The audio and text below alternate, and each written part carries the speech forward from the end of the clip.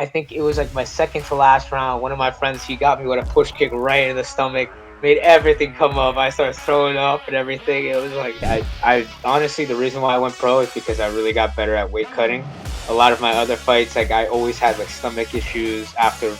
Honestly, I didn't feel anything. I didn't feel like nervous, any type of like experience life, you know? Like I love cooking. I get into cooking a lot. Love playing music. Love learning like about anything, history, about anatomy, about all different types of things. I really enjoy it.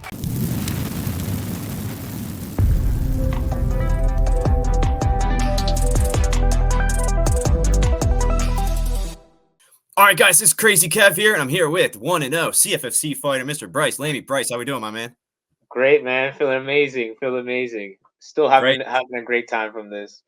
Yeah, no, I definitely don't blame you, man. Like I said, I was there live, watch you get that big win. I mean, talk to us a little bit more about that matchup, how you got that big win, and what's maybe next for you.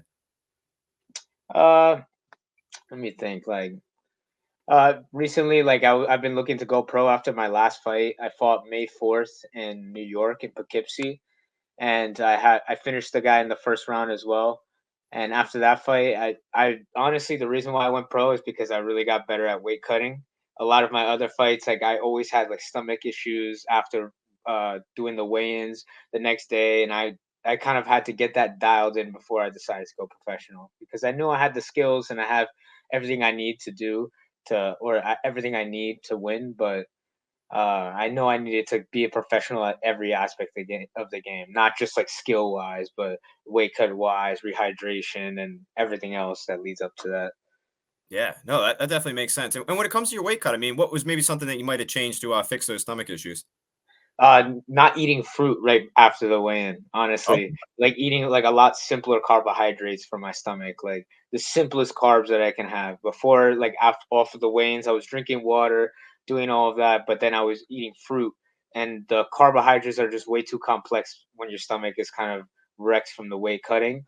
So I now what I do is I eat like a really basic rye sourdough bread with just like three ingredients and some honey, and I have that up until I have my first meal, and it works perfect now. nice. No, I'm definitely glad you got a good system now and things are looking good. And when it comes to your fight, I mean, obviously you had that pretty sick head kick. I mean, was that head kick part of the game plan as well?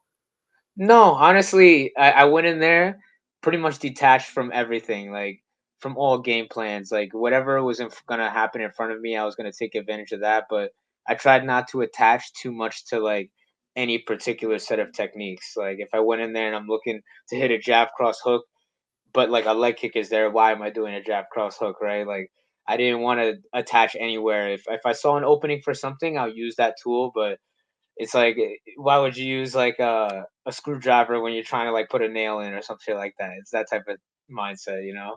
Yeah, no, I definitely agree with you. That makes sense. And when it comes to your fights, I mean, you said in another interview that you're looking to try to get back in there in 2024. I mean, is there any months on maybe when we could maybe see you back in the cage again? I'm thinking maybe either November, December, whenever I can. Actually, right before my fight, I ended up tearing my MCL in my knee, and then it was about on July 6th I tore it. So for a few weeks, I was just rehabbing that, working on that, and then I knew by the time the fight would come that I would be pretty much 100%. But I just had to make sure I was like diligent on that, make sure just making sure my body's right. That's all. Yeah. Okay. Fair enough. And man, with you going pro, I mean, what was kind of the nerves like? And talk to us a little bit more about your first fight. Honestly, I didn't feel anything. I didn't feel like nervous, any type of like anxiety. I didn't really build it up much in my head at all. Like I kind of had the same experience my last fight. I didn't really feel much, and I was kind of anticipating like, okay, this is when it's gonna come, and then it wouldn't come, and then I wait, and I'm like, all right, maybe when this happens, it'll come, and then it just doesn't come, and then I'm just like, all right, I feel all good, just ready to go out and do what I have to do. Yeah. No, that's definitely awesome. Definitely glad you did. And when it comes to the amateur scene and the pro scene, I mean, what was maybe some of the biggest differences that you might have noticed from fighting on the amateur scene compared to the pro scene? The organization of like how everything was run was a lot more professional. Just everything leading up from like the weigh-ins, the mock weigh-ins that they have us do, then like the whole process of getting to the actual venue, having everything set up, our gloves. all of that stuff, and everything was just clockwork, like on schedule. You know, when the first fight was going to happen, it happened the minute that they said it was going to happen. So I really enjoyed that. Yeah, no, that's definitely important, and I'm definitely glad because, like I said, CFFC is definitely an awesome organization. So I'm glad you're over there. And when it comes to fighting and stuff, I mean, what was kind of going through your head like with the walkout? Like, do you like kind of prepare that at home, or do you just kind of go with the flow when you're in the moment? Yeah, I just really just take it for what it is at the time. Like usually I like to have certain music that's like getting everybody in a good time because I'm like I want everyone to kind of groove around and like have a good vibe in there. Like not really like I'm not trying to be intimidating. I'm not trying to be like super hard. Like oh like look at me now. Like be scared of me because I already know what I have to do in there. I don't have to prove anything else. So I just want everyone to have a good time, enjoy themselves. I try to enjoy like the whole process of it, and then once I go in there, just do what I have to do. Yeah, no, I'm definitely glad you did, man. And when it comes to training, I mean, how'd you kind of get into MMA? Talk to us a little bit more about that. So, my father, he ended up doing jujitsu when I was like 14. He started doing jujitsu, and then he had me do it about 6 months later. And once I got into it, like I remember the first day I had went with my cousin, and he told me he's like, "Oh, you see that belt over there? You ever see yourself in one of those one day?" And I was like, nah, like you think I'm gonna be sweating my ass off, training all the time, doing all that shit? That's never gonna happen. I'm not even thinking about that. Then like a few years passed, like I kept doing jujitsu. I ended up really liking it. And then when I was 17, one of my teammates, his name is Juan, he actually kept pressuring me and pressuring me to do striking, to do MMA.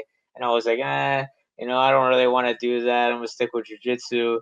And then I started doing striking. One day I just went with him, and then I really enjoyed that as well. And then I started incorporating with MMA, and it just kind of spiraled from there.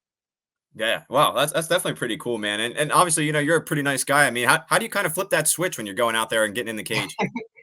Well, honestly, I already know from so much experience what I have to do. Like, if the only reason why I'm going in there is to defeat my opponent, to try to beat him by any and all means. So it really takes away like the overcomplication in my head. Like I know who I am. I'm pretty secure with who I am. I don't have to be a character or be anything else. I just have to be myself. Then when I go in there, I know exactly what I have to do. We're coming to fight. That's it. It's like it's not. It doesn't really change into anything more than that. It's not for career, for legacy, for all of these different things. That kind of like clouds it all up. It's just one goal. That's it. That's right. No, that's definitely awesome. I'm definitely glad you're focusing on one thing at a time. And when you're in the cage and you get that big win and you're talking to your opponent, I mean, what do you basically say to them after you got that big win? Afterwards, what I told him was that like don't let this loss or like this fight put you down. I thanked him for accepting me as an opponent, for taking the time to fight me, and I told him to just keep his head up and use this as fuel. Don't like let this bring you down. Like this can be something that's gonna build you up into whoever you need to be, but really don't let anything hold you back. That's what I told him. Yeah, no, that's awesome. That's definitely a good message, and I hope he takes that message too. And when it comes to you, I mean, obviously, you're a beast in the cage, but I mean, what else do you like to do outside of fighting, man? So I like honestly, I've been in school for like the past few years already. I've been really loving learning as much as I can through every area of life, honestly. And I got into music recently. Actually, I play the guitar a lot more, and I try to use that as like just different ways to experience life. Like I love cooking. I get into cooking a lot. Love playing music. Love learning like uh, about anything, history, about anatomy, about all different types of things. I really enjoy it. That's awesome. That's definitely pretty cool. You got a nice variety there. And when it comes to playing the guitar, I mean, what's maybe some of your favorite songs that you like to play? Mm. I've been expanding my range recently. There's one song that I play from Pink Floyd. It's called "Wish You Were Here." There's "Ain't No Sunshine" from Bill Withers. I play that one. Uh, "I'm Yours" by Jason Mars. I could play "Vienna" from Billy Joel. Like there's a few good songs that I've been enjoying a lot.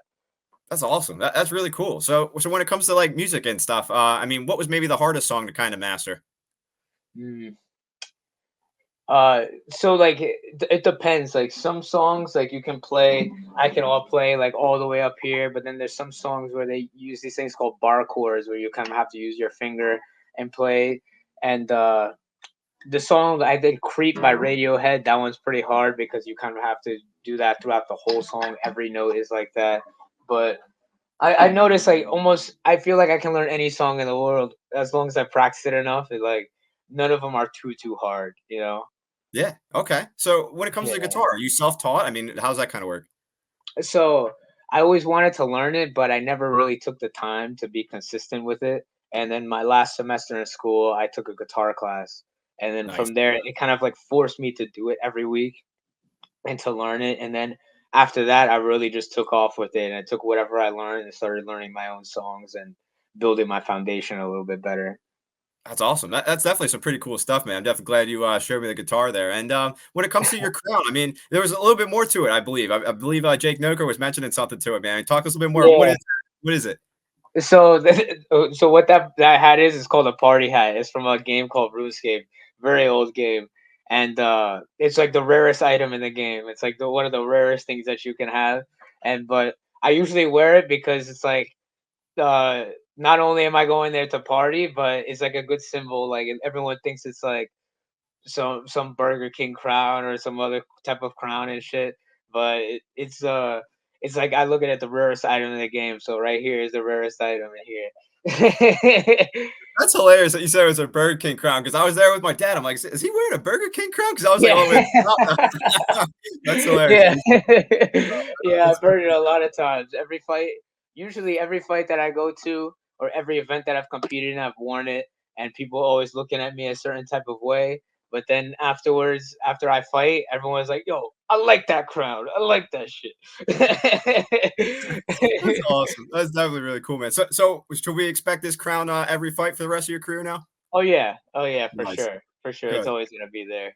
Yeah, no, that's awesome, man. It's definitely a unique symbol. I definitely hope you keep it, man. Definitely some good stuff, man. And when it comes to you, man, when you have some free time, I mean, do you like to watch any TV shows or movies? If so, what's maybe some of your favorite stuff to watch? Yeah, like I kind of I used to watch a lot of more movies than I do now. Kind of I just mainly stick to like sometimes I play games every so often and I mainly try to learn a lot, honestly. Like I read a lot. I watch a lot of instructionals for fights and like I try to learn as many moves as possible, diverse myself and everything. So um I'm not really like on any particular series. Sometimes I watch anime a little bit like Dragon Ball Z, One Punch Man, like stuff like that, but not as frequently as I used to. Okay, okay, fair enough. And when it comes to the instructionals, I mean, who's maybe some of the fighters or maybe athletes that you're watching instructionals of? For jujitsu, I watch a lot of John Donahue, Gordon Ryan, Nicky Ryan, the Rotolo brothers, Faraz Sahabi. I watch a lot of his type of instructionals. He's George St. Pierre's coach. Then Teddy Atlas, I watch a lot of his for boxing. For wrestling, I have a few different people that I watch, like some type of MMA coaches. Greg Jackson, I watch a lot of his things as well. Sometimes Wonder Boy, I watch a lot of his instructionals too. He has like about two of them. I'm still getting into those, but usually like any fighter I feel like I can learn from or just take one piece or one little move from here, I'll take one of those things and I'll try to Nice. just watch it. So this is on Yeah. YouTube and stuff? No, I download a lot of them. I buy them. Oh, Yeah. okay. That's what I was trying to say. I was like, man, where are you getting all these? That's awesome. Yeah, I buy a lot of them, either BJJ Fanatics, Dynamic Striking. I think the Warrior Collective, they have a lot of good ones there too. So I try to learn as much as I can, really. Like I'll see like them perform it in a match, and then I'm like, okay, this person's good in this area. Like if if I need to learn something about half guard or like taking the back or taking people down or anything, I'll try to find out who's the best guy in just that area. They don't have to be the best fighter, but in that area, if they're really good, I'm gonna find out who they are, and then I'm gonna try to see if they have something online about it, and then I'll Nice. just start learning. That's pretty cool. That's definitely pretty unique. I definitely like that. And when it comes to these instructionals, I mean, is there any techniques or moves where it's like you watch it and you're like, oh, I'm gonna hit that in the gym and or maybe even a fight and it worked? Yeah. Oh, all the time, all the time. A lot of the time, I'll just watch it, and I just have to watch it like 3 or 4 times. I'm like, okay. I kind of understand how it works, and then I just go try it in the gym if I'm sparring, if I'm rolling, and then I'll purposefully like put myself in that position to work on it.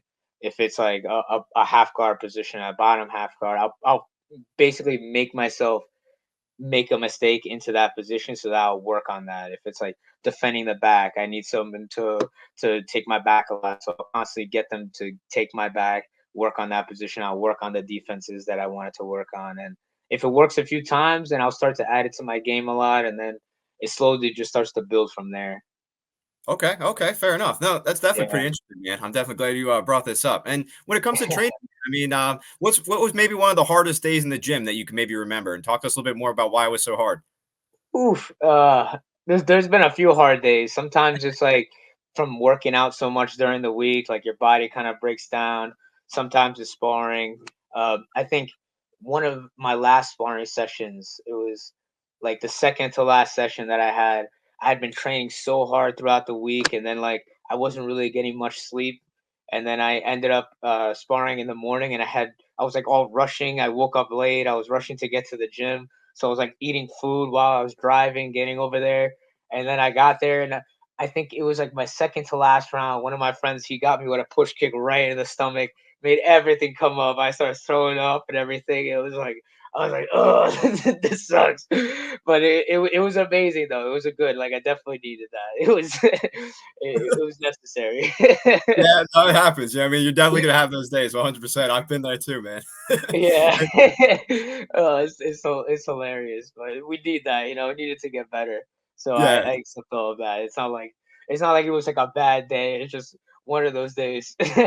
yeah. No, everyone has those, 100%, man. And now when it comes to the gym, I mean, what was maybe some of your favorite memories that you might have had training?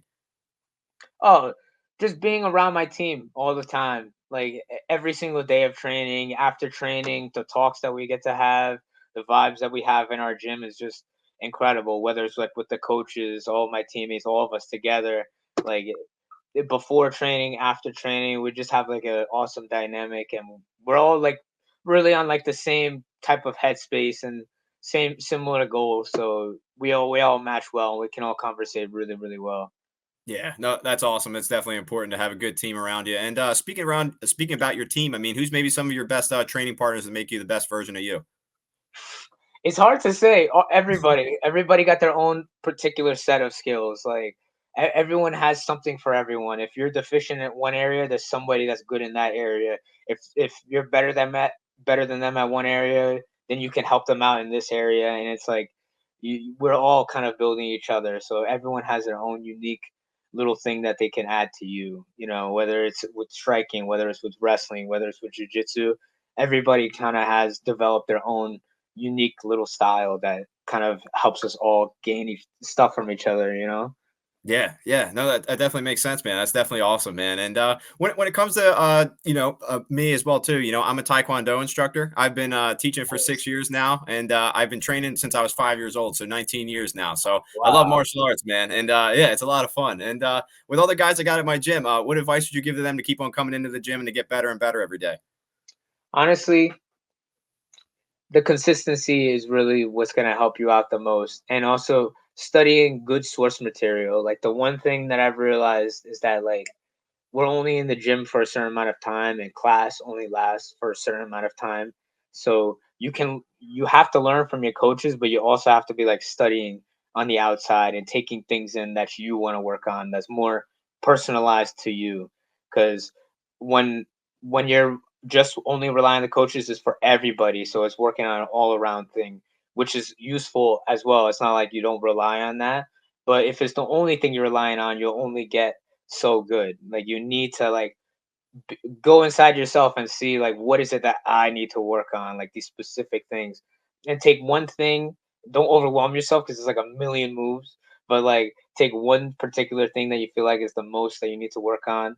Work on that, see what happens, and then just incrementally you'll get better. You won't feel like you're getting better. It's like you get better without even noticing, but then 6 months later you're like, oh, I got a lot better, even though to feel like day to day you don't see the differences. Like if you're trying to lose weight and you look in the mirror every day, you won't really see a difference. But like in 6 months, you'll see a dramatic difference. Yeah, yeah. No, I definitely agree with you, man. 100%. And when it comes to your fight shorts, man, like your fight shorts, your fight gloves, I mean, what do you typically do with that stuff?